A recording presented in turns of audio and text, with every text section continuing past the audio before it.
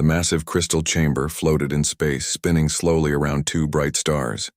Inside, 7 different alien races sat in a perfect circle. Each seat was built for a different type of creature. Some were tall and thin like walking sticks. Others were short and covered in thick scales. A few looked like floating clouds of light. Commander Vextar stretched his long neck and looked at the holographic display in the center of the room. The image showed a small blue planet with white clouds swirling around it. Green and brown patches covered the surface. One large moon circled nearby. "This is the planet they call Earth," said High Arbiter Quandris. His voice sounded like wind chimes in a gentle breeze. His body was made of pure energy, shifting between different colors. "The creatures living there call themselves humans." General Thokmar laughed, a sound like grinding rocks. His stone-like body was twice as tall as any human would be. "Look at them. They still use fire to power their machines. Their weapons shoot small pieces of metal. How can such simple beings be worth our time?" The other council members looked at the data streaming across their screens. Earth had 7 billion humans living on it. They were split into many different groups that often fought each other. Their technology was thousands of years behind the most basic galactic dominion tools. "They have discovered atomic energy," noted scientist Claneth. Her insect-like body clicked as she moved. "But they use it to make bombs to fight each other, not to travel between stars." "Exactly why we must act now," said Vextar, "before they become a real threat to galactic peace. We have seen this pattern before. Young species learn to split atoms, then they spread across space like a disease. Better to stop them while they are weak." High Arbiter Quandris waved one of his energy arms. The display changed to show Earth's military forces. Thousands of primitive aircraft flew through the sky. Ships sailed on the oceans firing crude missiles. Soldiers marched carrying weapons that could barely damage Dominion armor. "Intelligence reports say they have no shields," Quandris continued. "No energy weapons. No faster-than-light travel except for a few basic ships that can barely reach their own moon. Their largest weapons can destroy cities but cannot even scratch our ship hulls." The council members murmured agreement. In their long history, they had conquered hundreds of worlds. Most species surrendered immediately when they saw the Dominion fleet. The few that fought back were defeated within hours. "I propose immediate invasion and colonization," said Thokmar. "My battle fleets can have this Earth under control in less than 3 of their days. The humans will make good workers once they understand their place." One by one, each council member cast their vote. The result appeared in glowing numbers above the display. 847 votes for invasion, 0 against. "It is decided," announced Quandris. "Earth will be brought into the Dominion. General Thokmar, prepare your fleets. Show them mercy if they surrender quickly. If they resist—" He let his words trail off. "I understand, High Arbiter," Thokmar replied. "I will send 50,000 ships. More than enough to handle any resistance these humans might offer." While the council made their plans, far across the galaxy, Captain Kim Jae-ho sat in his small observation post on the edge of Earth's solar system.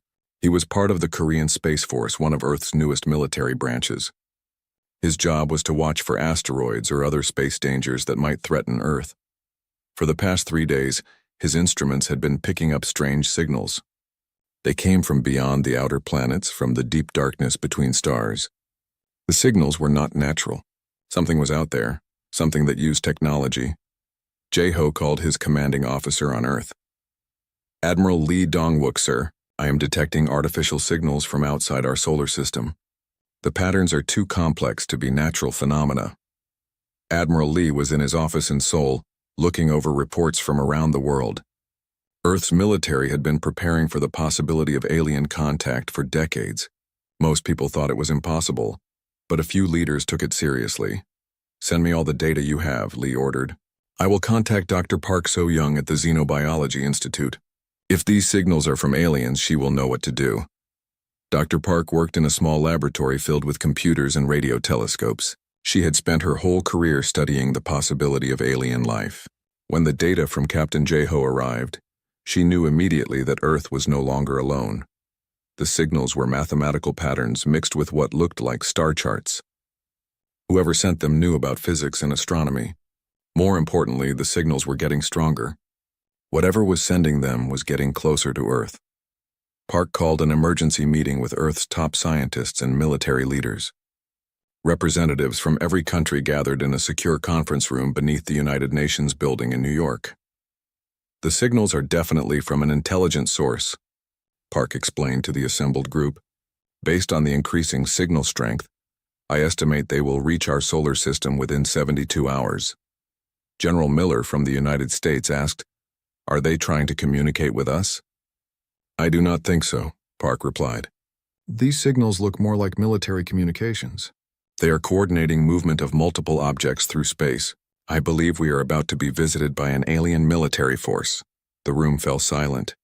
Every person there understood what this meant. Humanity was about to face the greatest challenge in its history. They had always wondered if aliens existed. Now they would find out if humanity could survive meeting them. Admiral Lee stood up. "We must prepare for the worst while hoping for the best. All military forces will be placed on highest alert. Dr. Park, continue monitoring these signals. Tell us everything you can learn about who is coming and what they want."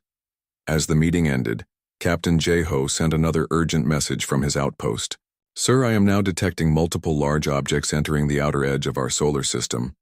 They are moving faster than anything we have ever built. Estimated arrival at Earth orbit in 48 hours.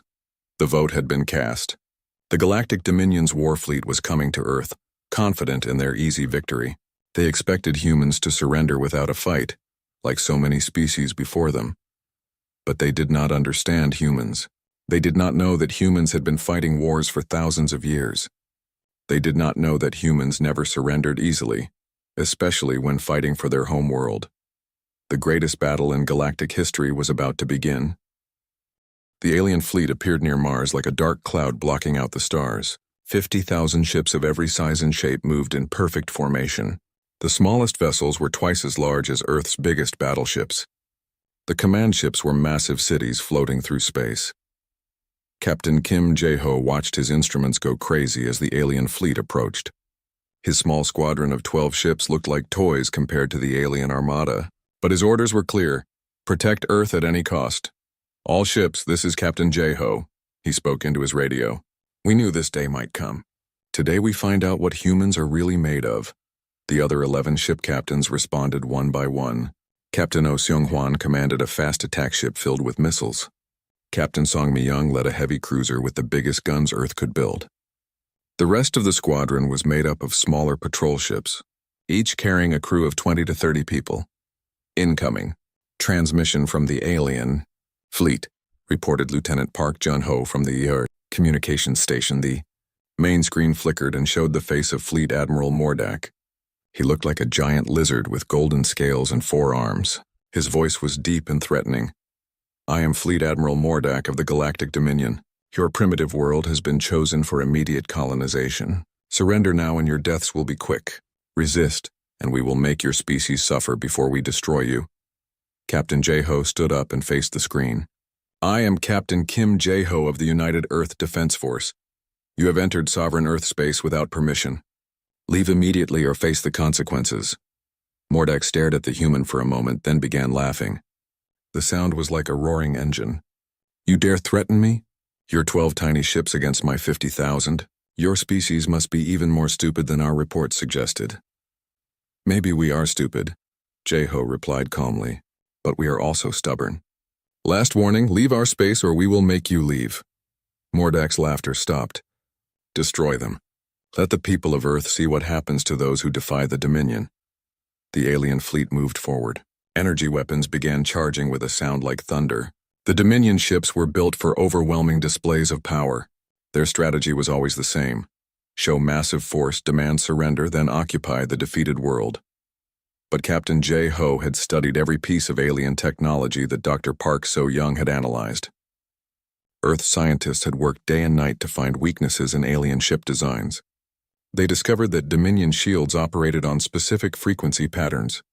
If you could match those frequencies, the shields became useless. "All ships execute pattern Alpha," Jae-ho ordered. The 12 Earth ships suddenly scattered in different directions. Instead of forming a battle line like civilized military forces, they spread out randomly. Some ships flew straight at the aliens. Others curved around in wide circles. 2 ships actually flew away from the battle, only to turn around and attack from behind. Engineer Choi Min-ho had worked for 3 days without sleep to modify their weapons. Earth missiles now carried frequency generators that could disrupt alien shields. The modifications were crude and dangerous. Half the missiles would probably explode in their launch tubes, but the other half might actually damage alien ships. "Fire everything," Jae-ho shouted. Hundreds of modified missiles streaked toward the alien fleet. Most exploded harmlessly against Dominion shields. But some missiles found the right frequency and punched through. Explosions blossomed across the hulls of 3 massive alien dreadnoughts. Admiral Mordak watched in shock as his ships took damage. "How is this possible? Their weapons should not be able to penetrate our shields." "Sir, they are using some kind of frequency modulation," reported his science officer. "Their missiles are changing frequency patterns randomly until they find a match." "Impossible! No primitive species has ever discovered shield harmonics." But the evidence was right in front of him. 3 of his most powerful ships were venting atmosphere and spinning out of control. The humans had somehow found a weakness that Dominion scientists said did not exist. Captain Oh Seung-hwan's ship was hit by return fire and began falling toward Mars. Instead of trying to escape, he aimed his damaged ship directly at an alien battlecruiser. "For Earth," he shouted over the radio as his ship slammed into the alien vessel at full speed. Both ships exploded in a ball of fire that could be seen from Earth. Sergeant Yoon Ha-na was leading a boarding party when her transport ship was captured by alien tractor beams. Instead of surrendering, she ordered her soldiers to put on spacesuits and continue the mission on foot. "We are going to board their ship and take it from the inside," she told her 20-man team. "They will not expect us to be crazy enough to try this." Using cutting tools and explosives, Ha-na's team burned through the alien ship's hull. They found themselves in a corridor filled with strange atmosphere and weird gravity. The aliens inside had never faced enemies who attacked from within their own ships. The human soldiers moved fast and struck hard. They used alien weapons taken from defeated guards. They learned alien technology by trial and error, often making dangerous mistakes that should have killed them but somehow worked. Dr. Park, So Young, was monitoring the battle from Earth. She watched as human ships used tactics that made no sense according to military science. Ships that should retreat instead attacked. Crews that should surrender instead fought harder. "They are not fighting like any species we have studied," she told Admiral Lee Dong-wook. "Our people are treating this like a street fight instead of a space battle." "Good," Lee replied. "Street fights are something humans know how to win." The battle lasted 6 hours. When it was over, 11 of the 12 human ships were destroyed or disabled. Captain Jae-ho's ship was the only one still able to fight, and it was badly damaged. But the aliens had lost 23 ships completely destroyed and 47 more heavily damaged. Admiral Mordak stared at his casualty reports in disbelief. How had primitive humans destroyed so many advanced Dominion vessels? "Send a message to the High Council," Mordak ordered. "Request immediate reinforcements. These humans fight like nothing we have ever encountered. They do not follow any logical military doctrine. They attack when they should retreat. They sacrifice themselves when they should surrender. How many reinforcements should I request?" asked his communications officer. Mordak looked at the wreckage floating around Mars' orbit. Human debris was mixed with alien metal, but the humans had made their point. They would not surrender easily. "Request 200,000 ships," he said finally, "and tell the Council that their intelligence reports about humans were completely wrong. These creatures are not civilized. They are something else entirely." Back on Earth, Admiral Lee received Captain Jae-ho's final report. The young captain had proven that humans could hurt the aliens. But everyone knew this was just the beginning. "Prepare Phase 2 of the defense plan," Lee ordered. "The real battle is about to start." Dr. Park looked at her alien technology samples and smiled grimly. "Now we know they can bleed. Let us see if we can make them afraid." 200,000 alien ships arrived at Earth like an angry swarm of metal locusts. Admiral Mordak had convinced the Galactic Council that humans were more dangerous than first believed. But he still expected quick victory. No primitive species could stand against the might of the full Dominion fleet. Commander Vextar arrived to take personal command of the invasion. His flagship was a massive fortress that could destroy entire cities with a single shot. He studied the reports from the first battle and shook his reptilian head in confusion. "These humans use no strategy," he told his staff officers. "They attack in random patterns. They sacrifice valuable ships for minor tactical advantages. They fight like wild animals instead of intelligent beings." "Should we change our battle plans?" asked his tactical officer. No, Vextar replied. We will use overwhelming force. Even wild animals flee when faced with certain death. But Commander Vextar did not understand humans. On Earth, Admiral Lee Dong-wook was preparing defenses that made no sense to alien military thinking. Instead of protecting major cities or military bases, human forces were scattered randomly across the planet. Colonel Kang Taijun commanded a group of modified civilian ships hiding in the asteroid belt. His vessels looked like mining equipment and transport trucks.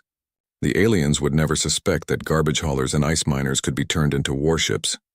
Remember, Kang told his captains over encrypted radio, we are not trying to win battles. We are trying to make them afraid. Hit them when they do not expect it.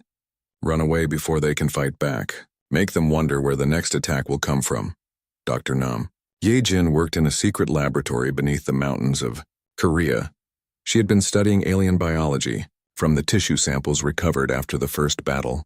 Each alien species had different weaknesses.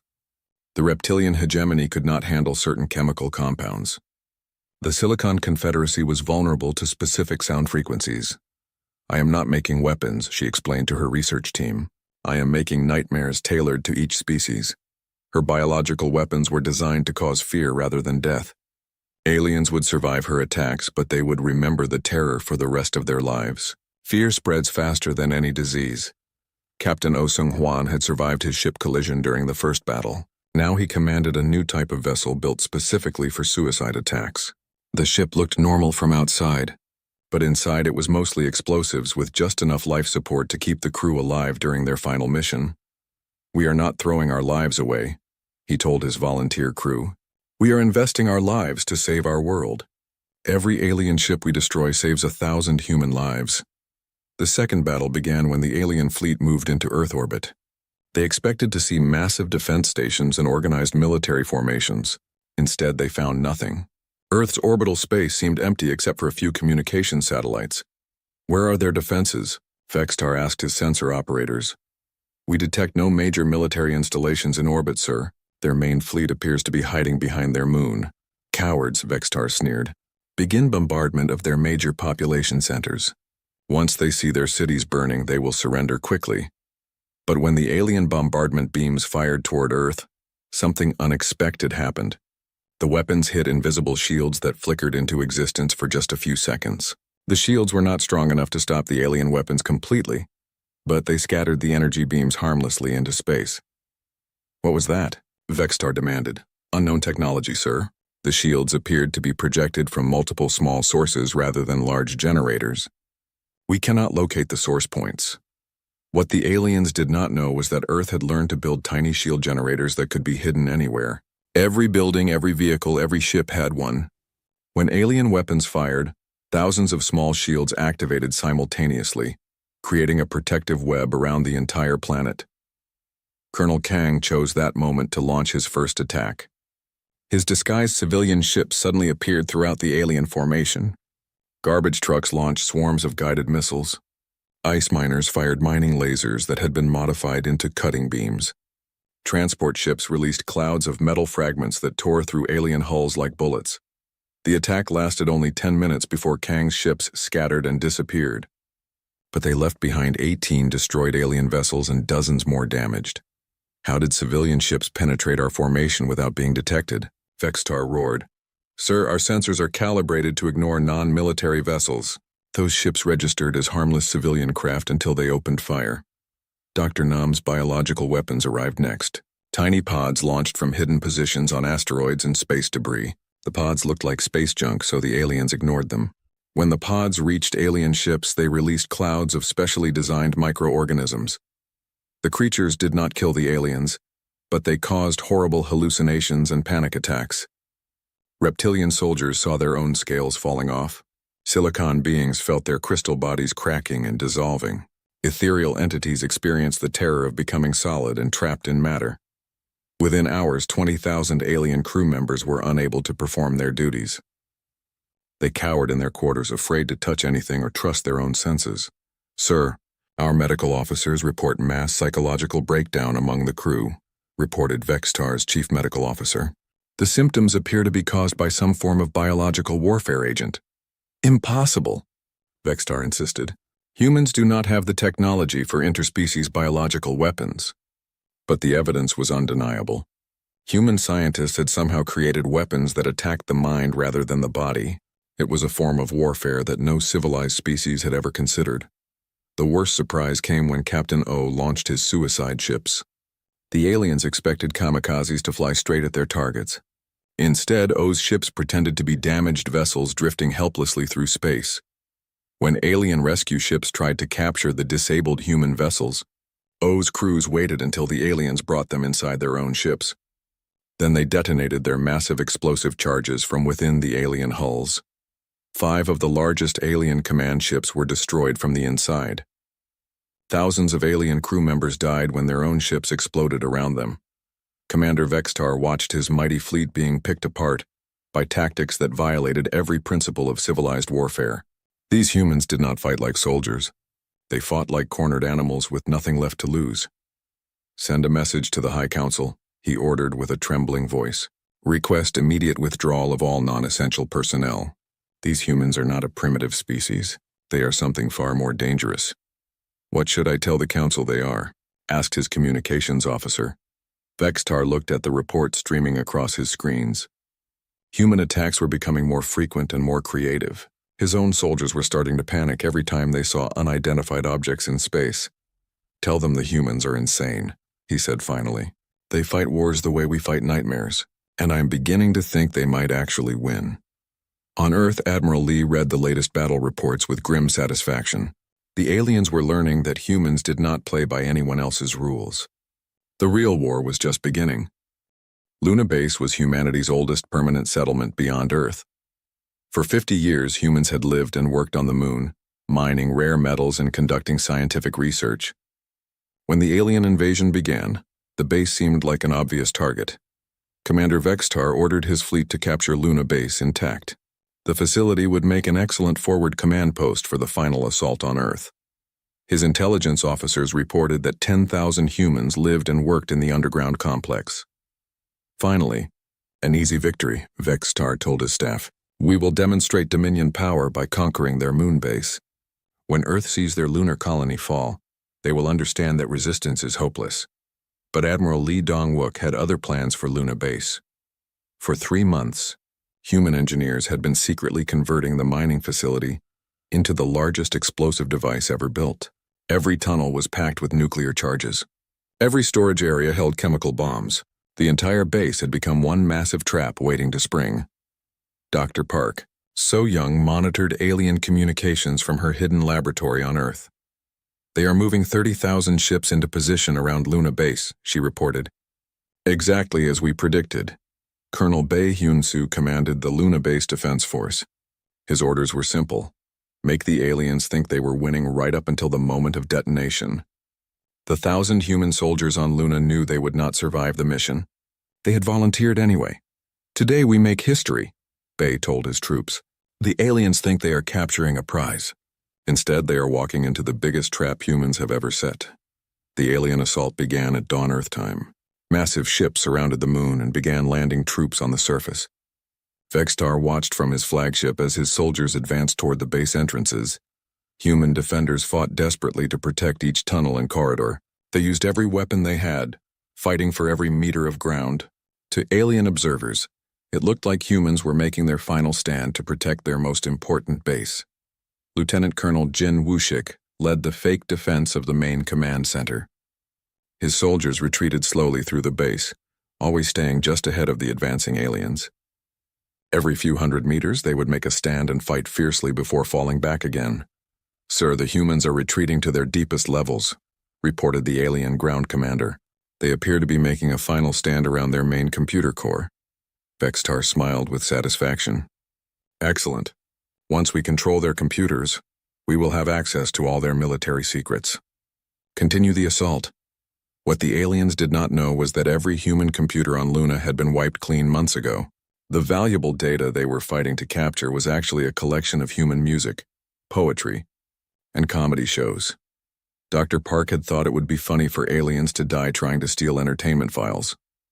"Captain, Oh Seung-hwan commanded a group of ships hiding on the far side of the moon. His job was to wait until the exact right moment, then trigger the massive explosion. Timing was critical. Too early and some aliens might escape. Too late and they might detect the trap.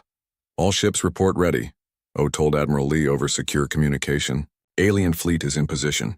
30,000 ships within the blast radius, just as planned. Master Sergeant Lim Ki-young was fighting in the deepest levels of Luna Base when the order came through his radio.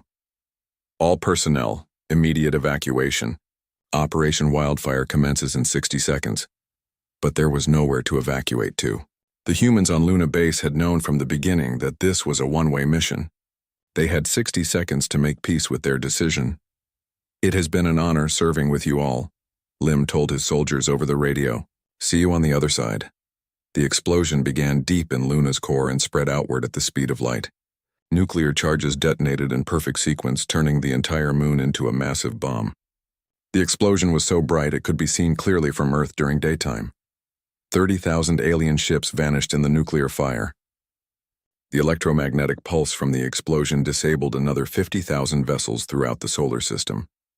In less than 10 seconds, the Dominion fleet was reduced from 200,000 ships to barely 100,000.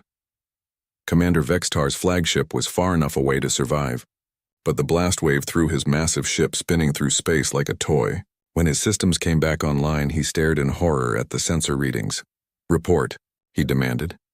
Sir, Luna Base was apparently a trap, his tactical officer said with a shaking voice. The humans converted their entire moon into a weapon. We have lost 40% of our fleet. Impossible! No species would destroy their own moon. Sir, long-range sensors confirm that Luna no longer exists. The debris field is expanding rapidly.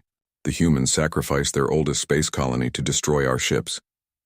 Vextar felt something he had never experienced before in his long military career. Fear. What kind of species would destroy their own moon to win a battle? What other impossible weapons did humans have waiting?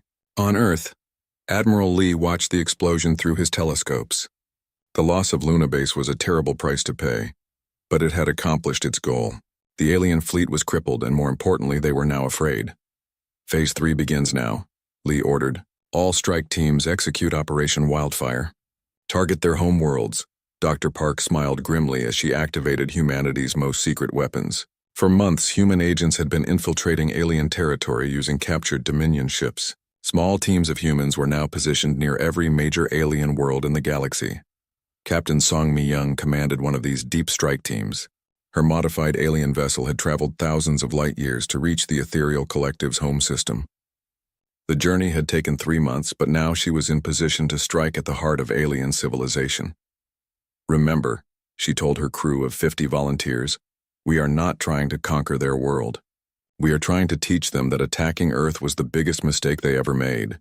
Similar teams were approaching every major Dominion world simultaneously. Humans had learned to reverse engineer alien faster-than-light technology and improve it. They could now travel between stars faster than the aliens who had invented the technology.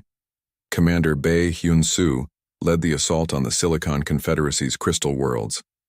His team carried sonic weapons specifically designed to shatter the crystal structures that silicon-based life forms called home.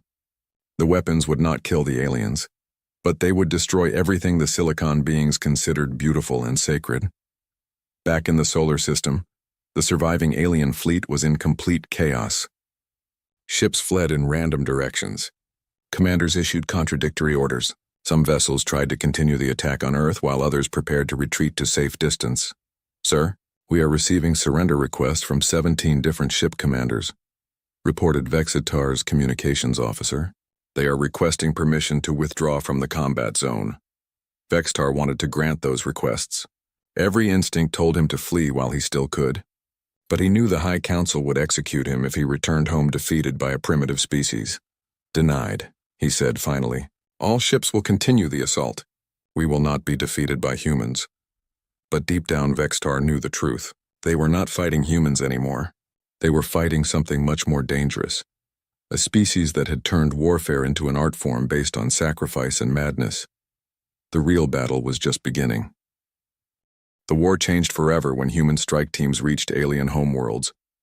Captain Song Mi-young's ship emerged from faster-than-light travel near the ethereal collective's capital planet, Luminos Prime. The world glowed with pure energy. Home, to beings made of living light who had never known physical violence. Target the consciousness network hubs, Song ordered her crew. We are going to give them nightmares they will never forget. Her team launched specially designed electromagnetic bombs that interfered with the ethereal beings' shared consciousness. For the first time in their species' history, the ethereals experienced individual terror instead of collective calm. Commander Bae Hyun-soo's assault on the Silicon Confederacy was even more devastating. His sonic weapons created harmonic frequencies that shattered the crystal cities where silicon-based life forms lived. The beings themselves survived, but their beautiful homes crumbled to dust. This is for every human who died defending Earth, Bae said as he watched alien crystal palaces collapse into rubble. Back in the Dominion Council chamber, High Arbiter Quandris received reports that made no sense. How can primitive humans be attacking our homeworlds? They do not have faster-than-light technology. Sir, the reports are confirmed, his aide replied nervously. Human ships are simultaneously attacking 17 different systems. They appear to be using modified versions of our own starships. General Thokmar's stone features cracked with stress. This is impossible. How did they learn our technology so quickly? We have studied other species for centuries before mastering their tools. What the aliens did not understand was human adaptability. While they spent decades carefully studying new technology, humans simply started using it and figured out improvements through trial and error. Human engineers had taken alien ships apart and put them back together in ways the original builders never imagined. Lieutenant Colonel Jin Woo-shik led the most daring attack of all, a direct assault on Nexus Prime itself, the Dominion's capital world. His small fleet of modified alien ships approached the heavily defended system pretending to be refugees fleeing from Earth. Nexus Control, this is Fleet Commander Zalthus requesting emergency docking. Jin spoke into his radio, using a voice modifier to sound like the reptilian species. Human savages have destroyed our entire battle group. We need immediate medical assistance. The Nexus Prime Defense Fleet allowed the refugees to dock at the orbital stations. Jin's team spread throughout the massive space stations, planting explosive devices and biological weapons designed specifically for each alien species living there. Dr. Nam Ye-jin had outdone herself creating species-specific terror weapons. Her biological agents did not kill, but they caused each alien race to experience their worst possible fears made real. Reptilians felt their scales turning to ice. Silicon beings experienced the horror of their crystal bodies melting. Ethereals found themselves trapped in solid matter, unable to return to their energy state. We are not monsters, Nam had told her research team. We are teachers. We are teaching them what fear feels like. The psychological warfare was devastating. Alien soldiers who survived human attacks spread stories of Earth's impossible weapons throughout the galaxy. Fear traveled faster than any starship, reaching worlds that humans had never visited. On the battlefield around Earth, Commander Vexitar watched his mighty fleet disintegrate. Ships deserted their positions daily. Entire battle groups refused to attack Earth's remaining defenders. Some alien crews mutinied against their own officers rather than face human weapons. Sir, the crew of the dreadnought destroyer's Pride has barricaded themselves in their quarters, reported his tactical officer. They refuse to participate in any more attacks against human targets. Execute them for cowardice, Vexitar ordered. Sir, our own crew is beginning to show similar symptoms. Morale is collapsing throughout the fleet. The soldiers are calling humans the nightmare species. Vexitar looked at his reflection in the command screen. His golden scales had lost their luster.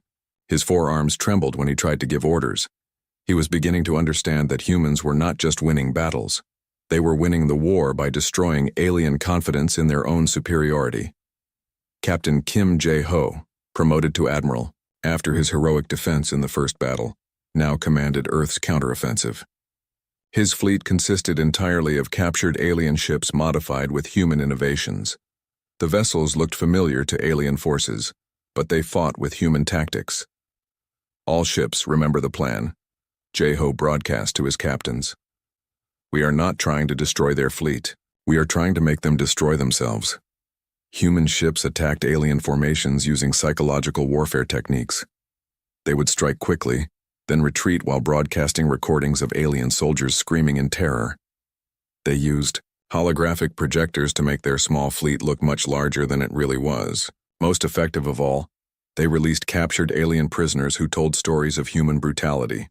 The stories were mostly true, but they had been carefully selected to spread maximum fear among alien troops. Master Sergeant Lim Ki-young had survived the Luna base explosion by hiding in a deep mining tunnel. Now he led commando raids against alien ships using techniques that no civilized species would consider acceptable. His teams would sneak aboard alien vessels and leave behind recordings of human voices speaking in alien languages. The voices whispered threats and promised horrible deaths to anyone who continued fighting. Alien crew members would find these recordings hidden in their personal quarters, their food supplies, even their sleeping areas. "We are inside your ships," the voices would whisper. "We are watching you. We know where you sleep. We know what you fear. Stop fighting or we will make your nightmares come true." The psychological impact was devastating. Alien soldiers began seeing humans everywhere even when no humans were present. They jumped at shadows and fired their weapons at imaginary threats. Many ships had to be withdrawn from combat because their crews were too frightened to function. Dr. Park So-young monitored alien communications and discovered something wonderful. The aliens were starting to fight each other. Different species within the Dominion began blaming each other for the failed invasion. "The reptilians say the Silicon beings provided faulty intelligence about human capabilities," she reported to Admiral Lee. "The ethereals claim the insect species sabotaged the invasion fleet. They are losing trust in each other." "Good," Lee replied.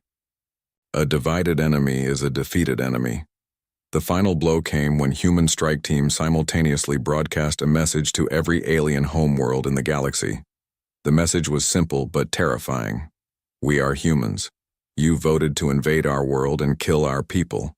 Now you will learn what it means to fight a species that never surrenders. We have studied your weaknesses. We have infiltrated your homes. We are coming for all of you. You can surrender now, or we will teach your children what it feels like to be afraid." The broadcast was accompanied by footage of human attacks on alien worlds. The images showed crystal cities crumbling, energy beings screaming in terror, and proud warrior species cowering in fear of human weapons. Within hours, the Galactic Dominion Council received surrender offers from over 300 member worlds. Entire sectors declared their independence from Dominion rule rather than face human retaliation. High Arbiter Quandris called an emergency council session. "We must end this war immediately," he declared. "The humans are not just defeating our military. They are destroying our entire civilization through fear." "I agree," said General Thokmar, his stone body cracked and weathered by stress. "These humans fight without honor or mercy. They use weapons we never imagined. They think like predators instead of soldiers." Commander Vextar appeared on the Council's communication screen from his flagship orbiting Earth. His once proud appearance was broken and defeated. "I recommend immediate withdrawal and negotiation," he said in a quiet voice. "We cannot win this war. The humans have turned our own strength against us. Every day we continue fighting, they grow stronger while we grow weaker." The vote was unanimous, 847-0 in favor of immediate ceasefire and surrender negotiations. It was exactly the reverse of their original vote to invade Earth. But the humans were not finished yet.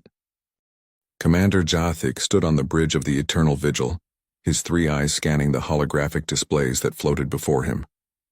The massive warship hung in the darkness of space, silent and watchful. For 200 years, the Galactic Council had maintained this position. For 200 years, they had guarded the line.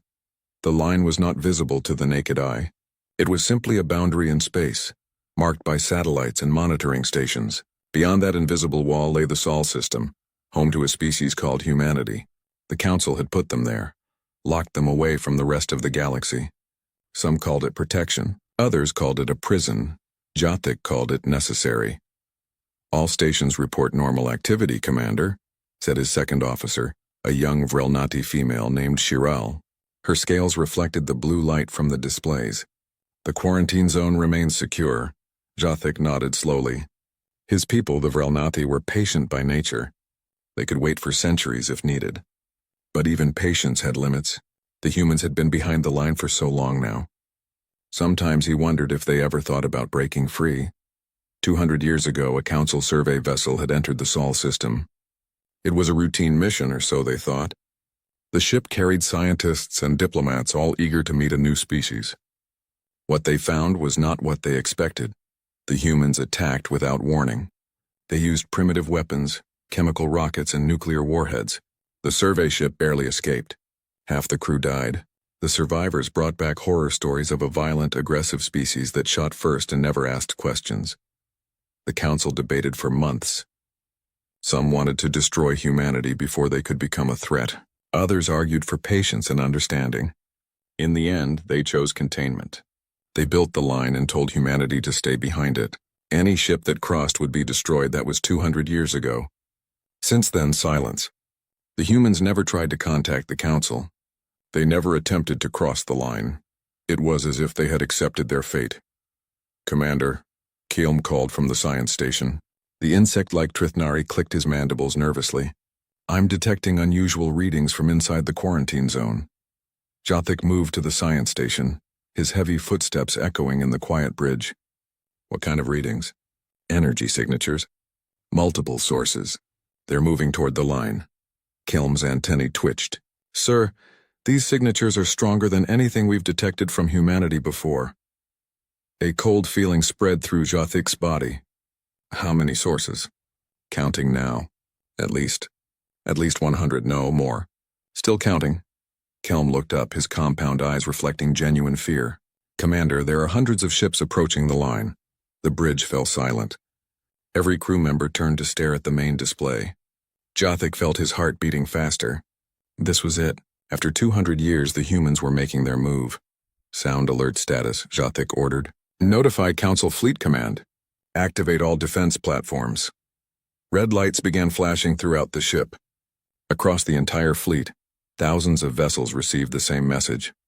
The humans were coming. Counselor Mazir appeared on the communication screen.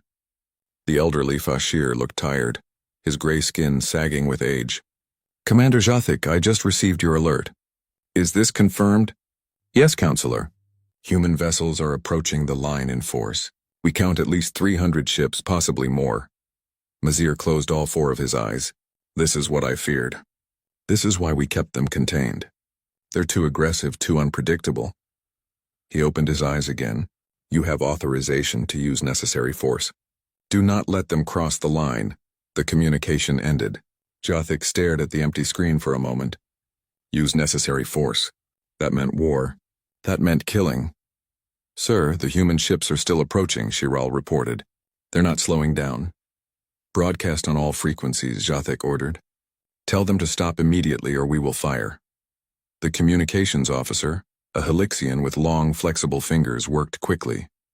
"Broadcasting now, sir. All known human frequencies." They waited. The seconds felt like hours. The human ships continued forward, now less than 1 million kilometers from the line. "Any response?" Jathik asked. "Nothing, Commander.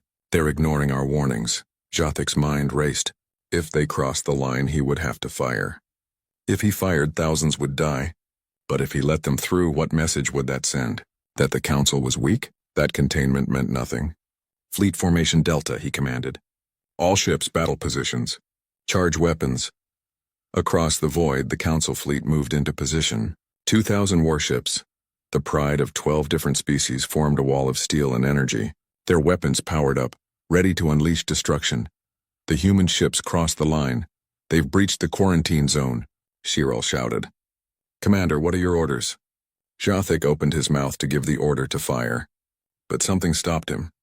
The human ships were not attacking. They were simply moving forward, steady and purposeful.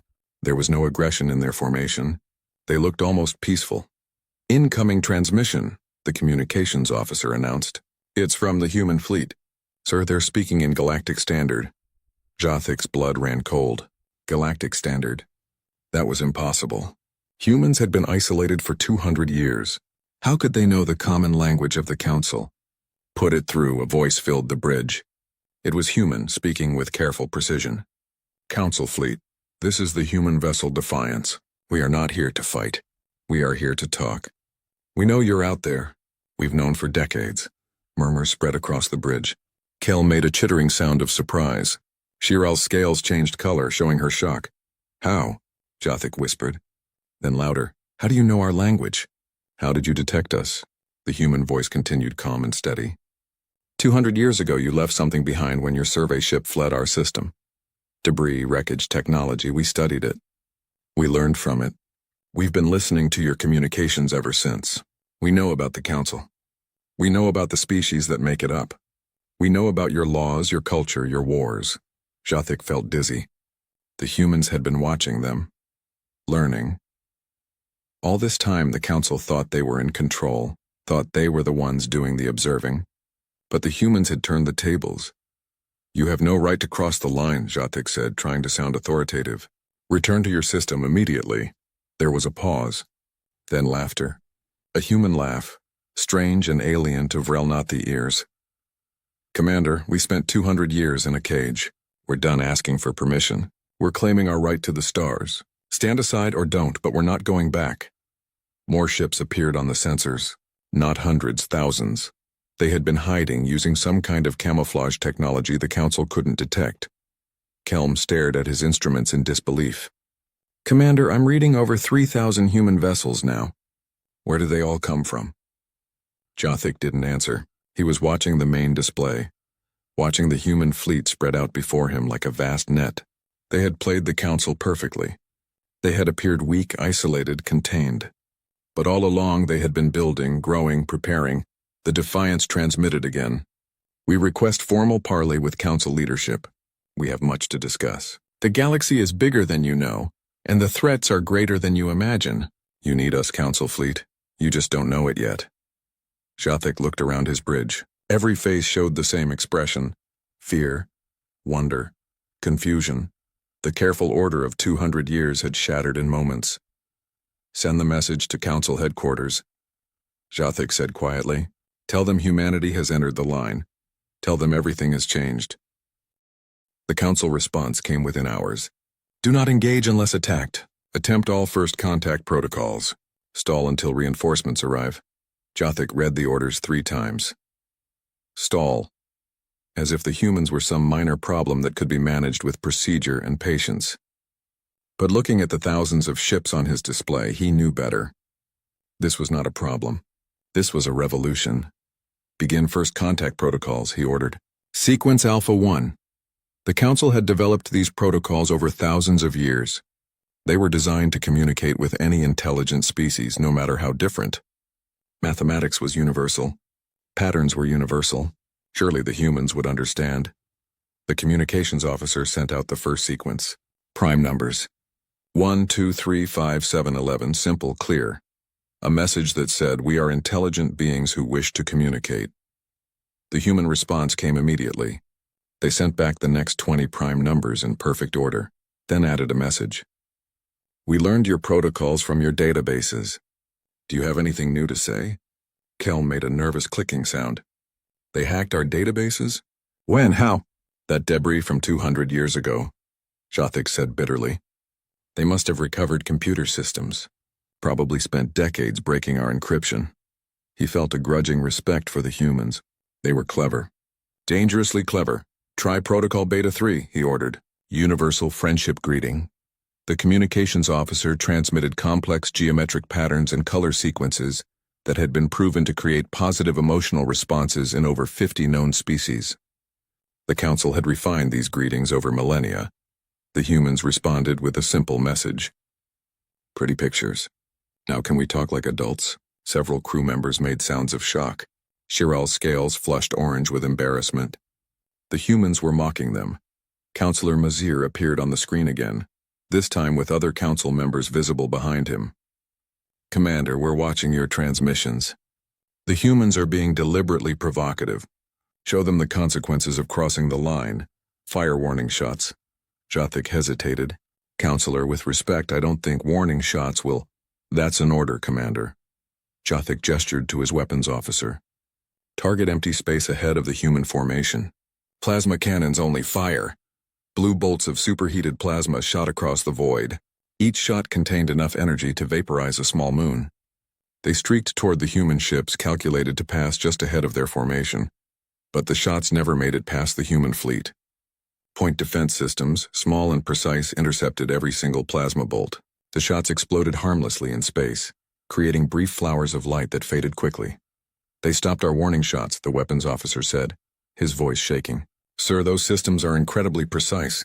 Better than anything we have. Jothik pulled up the analysis data. The human point defense had reacted in microseconds. The targeting was perfect. This wasn't luck. This was technology that exceeded Council standards. How is this possible? Mazir demanded from the screen. They were primitives 200 years ago. Chemical rockets and nuclear weapons. How did they advance so quickly? Kelm spoke up, his scientific mind working through the problem. Counselor, humans have shorter lifespans than most Council species. They live perhaps 80 to 100 of their years. That means they've gone through multiple generations since first contact. Each generation building on the last, each one pushing harder, faster. And they were motivated, Jothik added. We locked them in a cage. Every human child grew up knowing there was a galaxy beyond their reach. That kind of pressure either breaks a species or makes them stronger. Clearly it made them stronger, Shiral said quietly. The main display suddenly filled with new contacts. More human ships appeared, materializing out of empty space like ghosts becoming solid. The fleet count jumped from 3,000 to 5,000, then 6,000, then 7,000. Stealth technology, Kelm breathed. They've been hiding additional ships. We couldn't even detect them. The human voice returned, the same calm tone as before. Council fleet, we're showing you our full strength now. We could have stayed hidden. We could have surprised you. But we're not here for war. We're here for recognition. A new image appeared on all Council displays. A human face. The creature had 2 eyes, forward-facing like a predator. Brown skin, black hair cut short. Male probably based on the facial structure. He wore a dark uniform with symbols that meant nothing to Council species. I am Admiral Chen Wei of the Terran Space Force. I speak for humanity. We have a proposal for the Galactic Council. Mazir leaned forward. The Council does not negotiate with species who break containment protocols. Then you're fools, Chen Wei said bluntly. While you've been watching us, we've been watching you. Specifically, we've been watching your war. Silence filled every Council ship within range. Jothik felt his blood turn cold. What war? Mazir asked, but his voice was weak. Chen Wei smiled. It was not a friendly expression. The war you've been fighting for 80 years. The war against the Krith swarm. The war you're losing. The Council chamber erupted in chaos. Jothik could see dozens of Council members shouting at their screens. The Krith war was classified at the highest levels. Only military commanders and top Council leadership knew the full extent of the threat. How do you know about the Krith? Jothik demanded. Your communications aren't as secure as you think, Chen Wei replied. We've intercepted battle reports, casualty lists, resource allocation requests. We've watched you lose system after system. We've seen your retreat strategies, and we've analyzed your tactics. Another human appeared next to Chen Wei. This one was female with dark skin and gray hair. She wore different clothing, more formal. I am Ambassador Sarah Okonkwo. I speak for Earth's diplomatic corps. The Krith swarm is spreading from the galactic edge inward. Your defensive strategies are failing because you're fighting a war of containment. You cannot contain the Krith. You can only destroy them.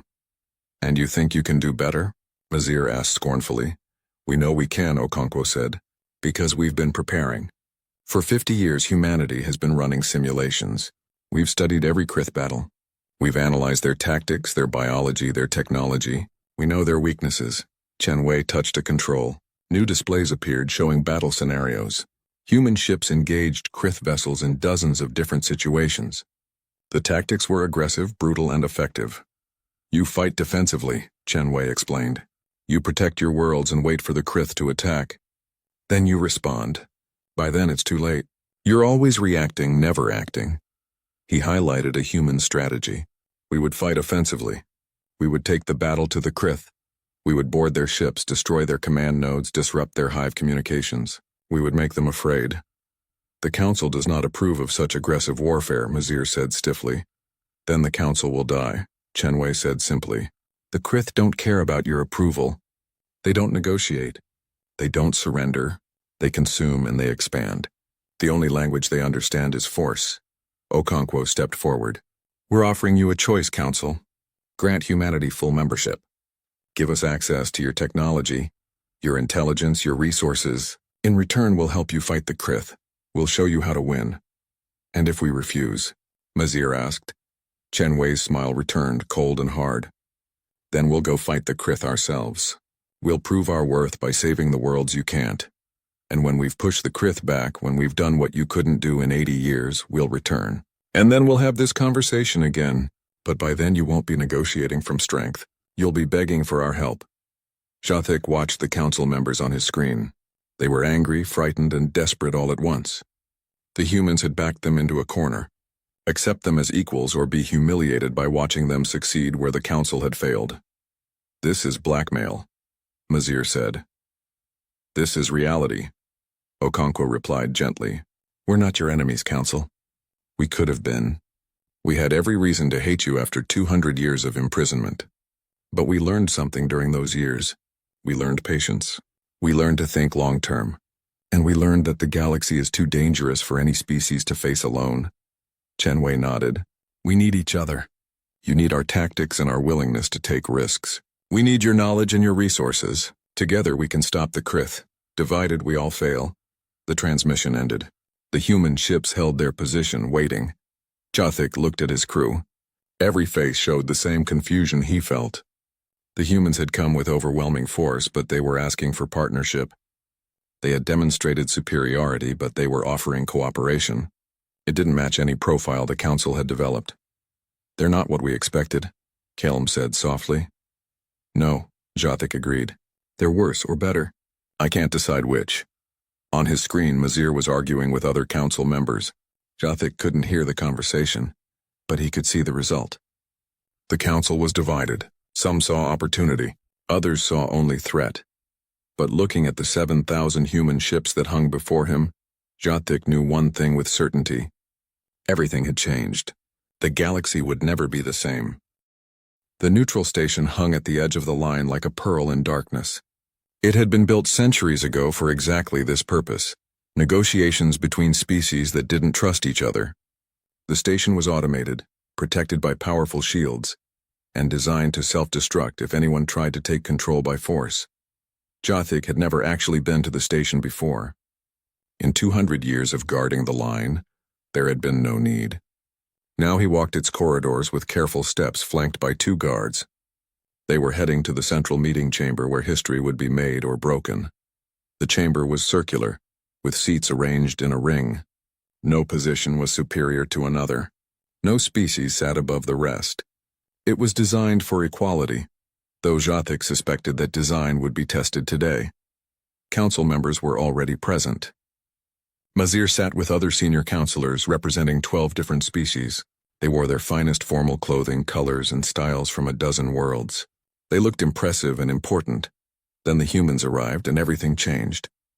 Admiral Chen Wei entered first, walking with the easy confidence of someone who had nothing to prove. Ambassador Okonkwo followed carrying a data tablet. Behind them came 6 other humans, military officers and diplomats. They wore simple uniforms, dark blue with silver details. No fancy decorations. No excessive displays of rank, but they didn't need decorations. Their presence alone commanded respect. Jathik studied them carefully. Humans were smaller than most council species. They had only 2 arms, 2 legs, 2 eyes. Physically they seemed unremarkable, but there was something in the way they moved. Purpose, direction, like predators who had chosen not to hunt but could change their mind at any moment. Thank you for agreeing to meet, Okonkwo said. She spoke Galactic Standard perfectly with only a slight accent. We understand this situation is unusual. Unusual? Mazir's voice was sharp.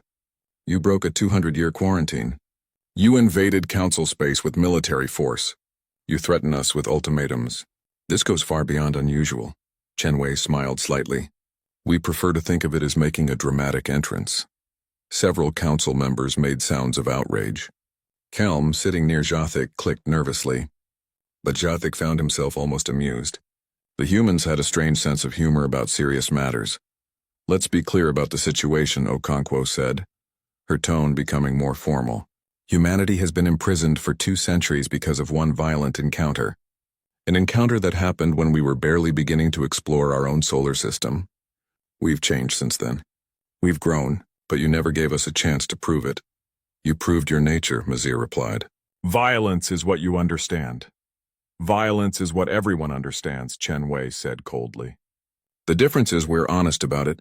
You dress up warfare with protocols and procedures, but in the end you point weapons at problems just like we do. The only difference is we're better at it. Counselor Traven, a tall Helixian with golden skin, leaned forward. You claim to understand the Krith threat. Prove it. What do you know about them? Okonkwo touched her tablet. Holographic displays filled the center of the chamber. Images of Krith vessels, battle formations, attack patterns. Data scrolled past hundreds of pages of analysis. The Krith are a hive-minded species, Okonkwo began. Individual units have limited intelligence, but collectively, they form a sophisticated command structure. They communicate through quantum entanglement, which makes their coordination nearly perfect. They don't feel fear. They don't negotiate. They exist only to consume resources and expand. We know all this, Traven said impatiently. Then you know their weakness, Chen Wei said. Disrupt the command nodes and the swarm falls apart. The individual units lose coordination. They become easy targets.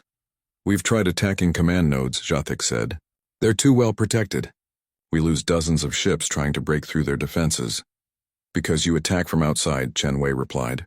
You use long-range weapons trying to break through their shields. We would board them. The chamber fell silent. Boarding actions were considered barbaric, a tactic from primitive times. Modern warfare was conducted at distance with energy weapons and missiles. The idea of actually entering an enemy ship was almost unthinkable. You can't be serious, Mazir said. We're completely serious, Chen Wei said. Small teams, heavily armed, using stealth insertion. Get inside their shields, fight through their corridors, destroy the command nodes from within. It's dangerous. Many will die. But it works? How do you know it will work? Kelm asked, his scientific curiosity overcoming his fear. Okonkwo smiled. We've tested it. Not against the Krith, obviously, but against simulated Krith defenses. We built mock-ups of their ships based on your battle reports. We trained thousands of Marines in close-quarters combat. We ran scenarios for 30 years. She pulled up new images. Human soldiers in heavy armor, carrying weapons that looked brutal and efficient, training facilities that recreated alien environments, endless drills and exercises. You prepared for a war you weren't even part of, Traven said, sounding impressed despite himself. We prepared for the war we knew was coming, Chen Wei corrected. The Krith won't stop at council borders. Eventually they'll reach Seoul. We'd rather face them with allies than alone. Mazir stood up, his 4 hands clenched in anger.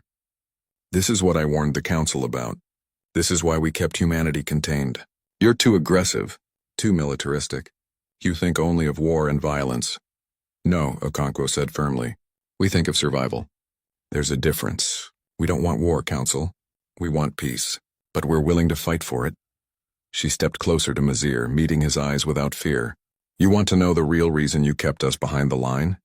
It wasn't because we attacked one ship 200 years ago. It was because you were afraid of what we'd become if you gave us access to your technology. Mazir said nothing. You were right to be afraid, Okonkwo continued, but not for the reasons you think. You weren't afraid we'd conquer you. You were afraid we'd show you what you've forgotten, that sometimes survival requires sacrifice, that sometimes you have to take risks, that sometimes you have to be willing to fight instead of just defend. She pulled up another display. This one showed council battle reports from the past 80 years, a steady pattern of retreat, of worlds lost, of populations evacuated, a long, slow defeat. In 80 years of fighting the Krith, you've never won a major offensive operation, Okonkwo said quietly.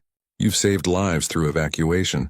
You've delayed them with defensive positions, but you've never actually pushed them back. Not once. The council members looked at the data. No one could deny it. We can change that, Chen Wei said. Give us a chance. One battle. Let us prove our tactics work. If we fail, you can send us back behind the line and forget we ever crossed it. But if we succeed, If you succeed, we grant you full council membership, Traven finished. He looked at Mazir. It's a reasonable offer.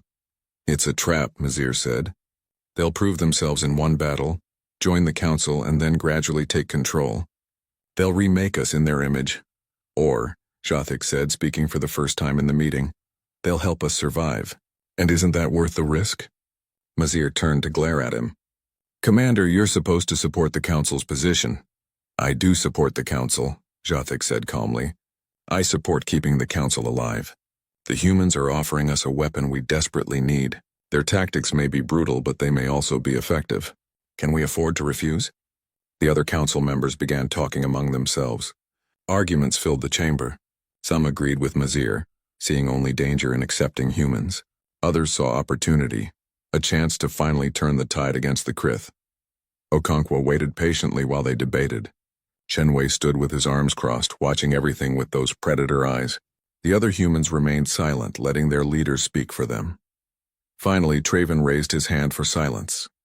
I propose a compromise. We allow humanity to participate in the next defensive operation against the Krith. They will fight alongside council forces. If their tactics prove effective, we will reconsider their membership status. That's barely different from their original proposal, Mazir protested. But it gives us control. Traven replied. They fight under our command. They follow our rules of engagement. If they prove too aggressive or dangerous, we can end the partnership. Chenwei and Okonkwo looked at each other. Some silent communication passed between them. Then Okonkwo nodded. We accept, she said. Under one condition. If we prove our worth, the membership vote happens immediately. No delays, no further tests. One battle, one chance, agreed, Traven said. He looked around the chamber. All in favor? Hands were raised. Not all of them. Mazir kept his four hands firmly down. But enough supported the motion. The vote passed. Then it's decided, Traven announced. Humanity will fight alongside the council fleet. May the void have mercy on us all. Jothik watched the humans as they left the chamber. They walked with satisfaction, like hunters who had successfully stalked their prey. But there was something else too, relief. They had genuinely wanted this partnership. For all their strength and confidence, they had been worried the council would refuse. Kelm clicked quietly beside him. Do you think we made the right choice? Jothik thought about that the alarm came during the night shift, 3 days after the negotiation. Jothik was sleeping in his quarters when the emergency lights flooded his room with red illumination. He was on the bridge within 2 minutes, still fastening his uniform. Report, he ordered. Shiral was at her station, her scales pale with stress. Krith swarm, sir. Massive force. They've entered the Terath system, 3 jumps from here. 2 billion civilians on those worlds. Jothik felt ice in his chest. The Terath system was a core council territory. 3 populated planets, dozens of orbital stations. If it fell, millions would die before they could evacuate. Council fleet is scrambling, Shiral continued.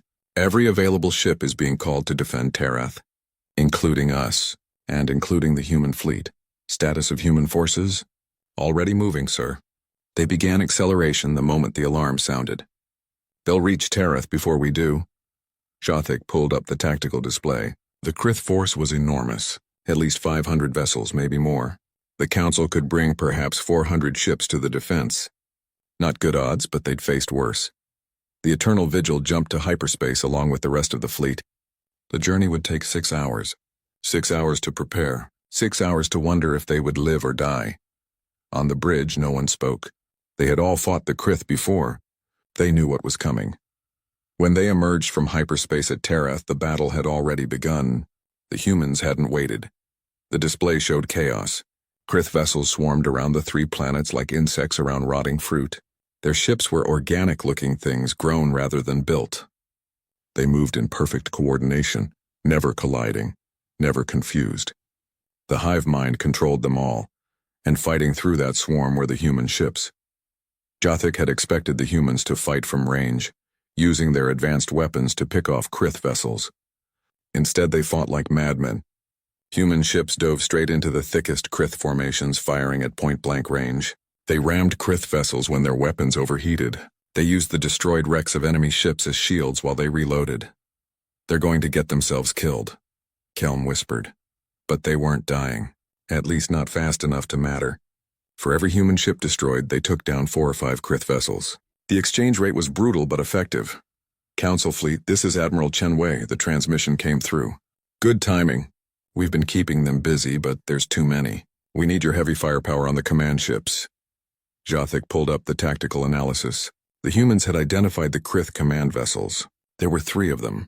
Massive bioships that coordinated entire sections of the swarm. Destroying them was the key to victory.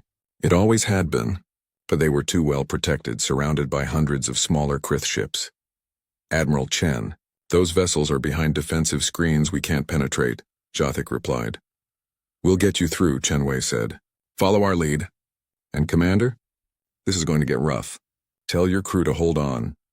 What followed was the most insane combat maneuver Jothik had ever witnessed. The human fleet formed a wedge with their heaviest ships at the point. They accelerated directly at the Krith defensive screen, absorbing terrible damage. Ships exploded. Hulls were torn apart, but the wedge didn't break. They smashed through the Krith lines like a spear through flesh. All ships follow the human wedge, Jothik ordered. Pour fire into the command ships. The Council fleet followed, protected by the corridor of destruction the humans had carved. Council warships unleashed their most powerful weapons: plasma cannons, antimatter missiles, graviton beams. The Krith command ships tried to evade, but they were too large, too slow. The first command ship died in a blast of blue fire. Immediately, hundreds of Krith vessels lost coordination. They continued fighting, but their perfect teamwork was gone. They became individuals, easier to target, easier to destroy. Second command ship forward section, Chen Wei called. Hit it now. But before the Council ships could target it, a human vessel broke from formation. The ship was burning, its hull breached in dozens of places. It had maybe minutes before total systems failure. Instead of retreating, it accelerated straight at the command ship. What are they doing? Shiral gasped. Jothik understood a moment before impact. Ramming speed. The human ship hit the Krith command vessel at full acceleration. The explosion lit up space like a newborn star. When the light faded, both ships were gone. And another section of the Krith swarm fell into confusion.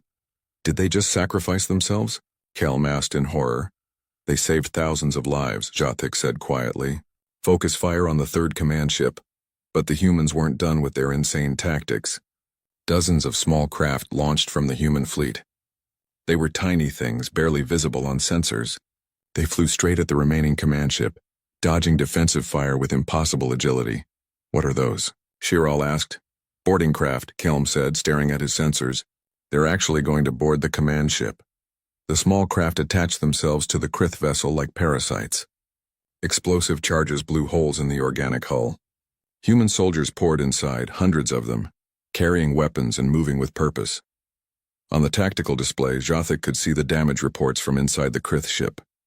The humans were fighting through corridors, facing Krith warriors in close combat. It was brutal. Casualties were enormous. But the humans kept pushing forward. They've reached the command core, Kelm reported. They're planting charges.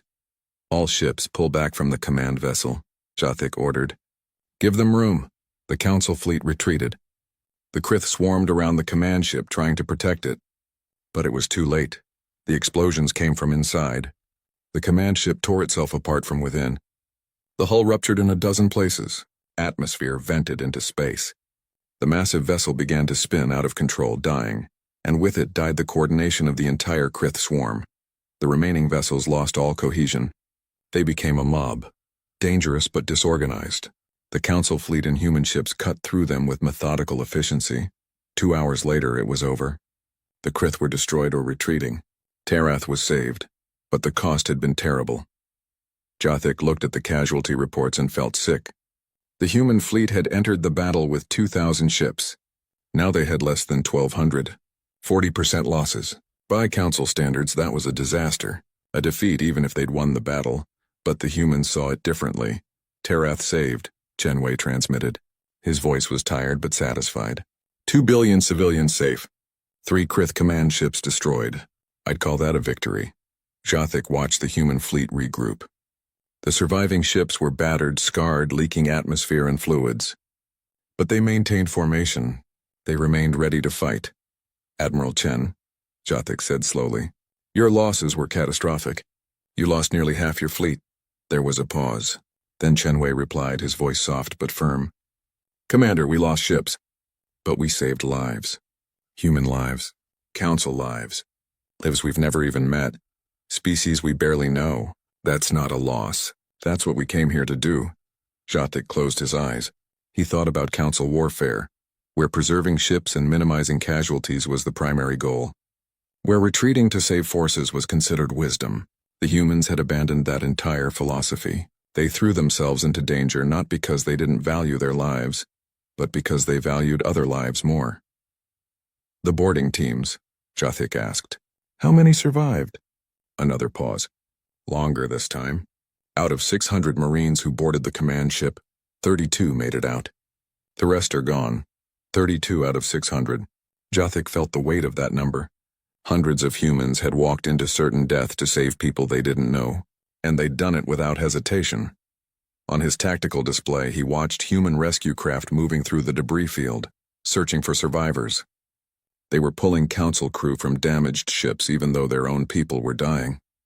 They were towing Council vessels to safety even though their own ships needed repairs. Shiral spoke quietly. They're not like us. No, Jatik agreed. They're exactly like us. They're just braver about showing it. A transmission came from Council headquarters. Councillor Traven appeared on screen. Behind him, Jatik could see the full Council chamber. Every member was present. Even Mazir. Commander Jatik, Admiral Chen Wei, Ambassador Okonkwo, Traven said formally. The Council has witnessed the battle for Terath. We have reviewed the tactical data. We have seen the human sacrifice. He paused, looking at something off-screen. Then he looked directly at the camera. The Council votes now on the question of human membership. After what we've witnessed, after what humanity has proven, the vote is merely a formality. But it must be done properly. Traven called for the vote. Hands were raised across the chamber. One by one, Council members voted yes, even some who had opposed humanity before. Even Mazir, who raised his hands slowly but raised them nonetheless. The vote is unanimous, Traven announced. Humanity is granted full membership in the Galactic Council. Welcome, humans. Welcome to the stars you fought so hard to reach. On the human flagship Defiance, Admiral Chen Wei stood silently. The memorial took place in space near where the line had once been drawn. Thousands of ships gathered, human and Council vessels side by side. They floated in the darkness together, united in grief and respect. Jatik stood on the bridge of the Eternal Vigil, watching the ceremony on his display. Human bodies were being released into space, each one in a sealed container marked with their name and rank. Traditional burial, Admiral Chen had explained, giving their dead to the stars they had fought to reach. 837, Kelm said quietly. That's how many humans died at Terath, Jatik nodded. 837 people who would never see their homeworld again. 837 families who would mourn. It was a small number compared to the billions saved, but each one was a universe of loss. They knew the risks, Shiral said. They went anyway. That's what makes them remarkable, Jatik replied. In the 3 weeks since the battle, everything had changed. Human technology was being shared with Council scientists. Human tactical doctrine was being studied by Council military academies. Human diplomats were taking their seats in the Council chamber, their voices now equal to any other species. But more than that, something fundamental had shifted in how the Council thought about warfare. For 80 years they had fought the Krith defensively, always reacting, always retreating. The humans had shown them a different way. Not reckless aggression but calculated risk. Not careless violence but purposeful sacrifice. Kelm pulled up new data on his display. Commander, I've been analyzing the Krith command ship that the humans boarded. The data they recovered is extraordinary. Jatik moved to the science station. What did they find? Location data. The humans found the Krith's navigation records. We now know where they're coming from, which systems they've already consumed, and potentially where their central hive is located. Jatik stared at the data. In 80 years of fighting, the Council had never been able to locate the Krith home systems. They had tried, desperately, but the Krith never left survivors who could provide that information. The humans had found it in one battle by doing what the Council considered impossible. They had gone inside a Krith ship and taken what they needed. This changes everything, Jatik said. With this information, we can plan offensive operations. Real offensives, not just defensive holding actions. The humans are already planning, Kelm said. Ambassador Okonkwo has proposed a joint task force. Human tactics combined with council firepower. They're calling it Operation Lighthouse. Lighthouse? Human metaphor, Kelm explained. A light that guides ships home. They want to push the Krith back so far that council worlds will be safe. A light in the darkness, Jothik considered that. For 80 years, the council had been losing ground. Now for the first time they were talking about taking it back. Not just surviving, but winning. A transmission request came from the council chamber. Jothik accepted it. Councillor Mazir appeared on screen, looking older than usual. The battle had aged him. Commander Jothik, Mazir said formally, I wanted to speak with you privately before the council makes its announcement. Of course, Councillor. Mazir was quiet for a moment, his 4 hands clasped together. I was wrong about humanity. I spent 200 years convinced they were a threat. I fought against their inclusion. I believed containment was the only safe option. He looked directly at Jothik. I watched them die at Terath. I watched them sacrifice themselves for people they'd never met. And I realized something. I wasn't afraid of what humanity would do to us. I was afraid of what they would show us about ourselves. What do you mean? Jothik asked. We've become comfortable, Mazir said. Safe, we avoid risks. We value preservation over action. The Krith have been pushing us back for 80 years, and we've let them because fighting back would cost too much. We've forgotten how to truly fight for what we believe in. He gestured to something off-screen. The humans haven't forgotten. They came out of containment angry and determined. They could have fought us. They could have taken revenge for 200 years of imprisonment. Instead, they offered partnership. They offered to die for us. That takes courage we've lost. You're being too hard on the council, Jothik said. We've saved billions through evacuation and defense. Yes, Mazir agreed. But the humans saved billions through offense and sacrifice. There's a difference. One prolongs the war. The other ends it. The transmission ended, leaving Jothik alone with his thoughts. He looked at the memorial still playing on his screen. The last of the human dead were being released to space. Behind them, human and council ships maintained perfect formation. A final salute to those who had fallen. Shirel interrupted his thoughts. Commander, new orders from Council Fleet Command. We're being reassigned. Where? Human liaison duty. We're to work directly with the Terran Space Force, helping coordinate joint operations. She paused. Sir, they specifically requested you. Jothik felt a mixture of honor and trepidation. Did they say why?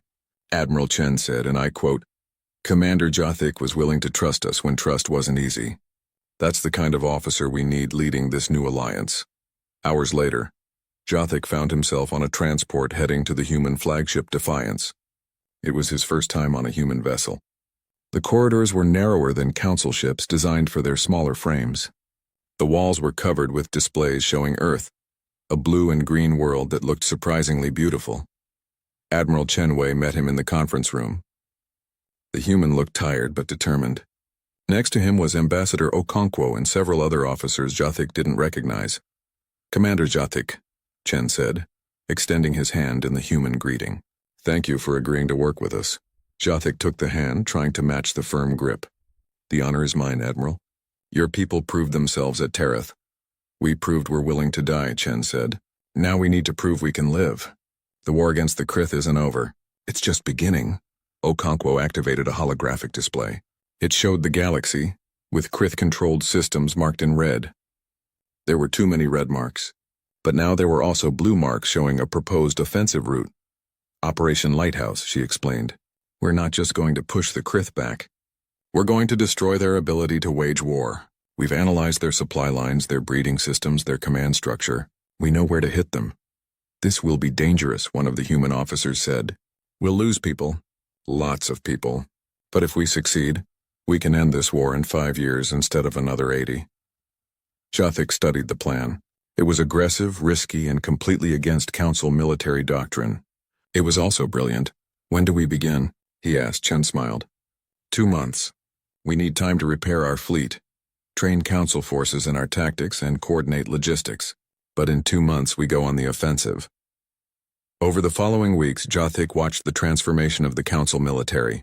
Human instructors taught boarding tactics to Council Marines. Human engineers helped retrofit Council ships with new weapons. Human strategists shared their doctrine of aggressive, decisive warfare. It wasn't always smooth. Council species struggled with human tactics that seemed reckless. Humans struggled with Council procedures that seemed overcautious. But slowly they learned from each other. The Council became bolder. The humans became more disciplined. Kelm spent hours with human scientists analyzing the data from the Krith command ship. He reported back with growing excitement. The humans think differently than us, he explained to Jathic. When we encounter a problem, we try to solve it within existing knowledge. Humans ask, what if we try something completely different? It's maddening but effective. The memorial satellites that had been placed near the old line were gradually removed. In their place, new construction began.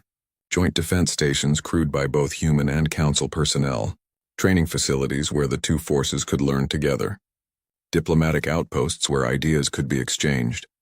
The line itself, that invisible boundary that had separated humanity from the galaxy for 2 centuries, was officially dissolved.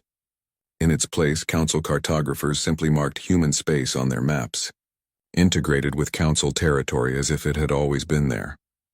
6 months after the Battle of Tareth, the Joint Fleet assembled for Operation Lighthouse. Over 3,000 ships, the largest offensive force in Council history. Half were Council vessels, half were human. All flew the new combined fleet banner, a symbol that represented both peoples working together. Jathic stood on the bridge of the Eternal Vigil, now designated as a command ship for the Joint Fleet. Shiral was at her station, her scales showing excitement rather than fear. Kelm worked with a human scientist, both of them analyzing final target data. Admiral Chen's face appeared on the communication screen. All ships report ready, Commander. We're waiting on your order. It was a small gesture giving Jathic the honor of starting the operation, but it meant something. It meant the humans saw the Council as true partners, not just followers. All ships, Jathic said clearly. Execute Operation Lighthouse. Take us to the Krith home systems. It's time to end this war. The fleet jumped to hyperspace, thousands of ships moving as one, human and Council, different but united, heading toward a